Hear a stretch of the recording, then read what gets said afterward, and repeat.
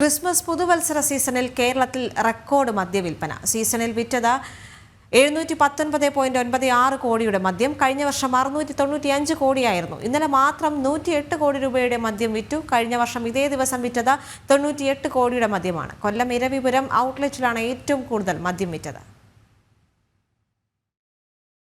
Christmas പുതുവത്സരത്തിൽ കേരളത്തിൽ record മദ്യവിൽപ്പനയായിരുന്നു.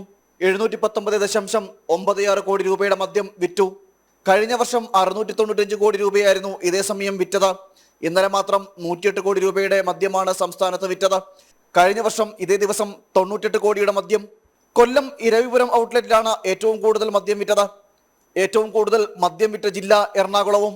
December 24, 25 തീയതികളിലായി 182.06 കോടിയുടെ മദ്യമാണ് വിറ്റഴിച്ചത്.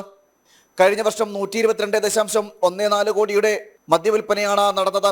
കഴിഞ്ഞ വർഷത്തേക്കാൾ 24.50%, അതായത് 29.92 കോടിയുടെ വർധനമാണ് ഉണ്ടായത്. ക്രിസ്മസ് ദിനത്തിൽ 54.64 കോടിയുടെ മദ്യമാണ് വിറ്റഴിച്ചത്. കഴിഞ്ഞ വർഷം 51.14 കോടിയുടെ മദ്യവും വിറ്റു. 6.84% വർധനയാണ് ഈ വർഷം ഉണ്ടായത്.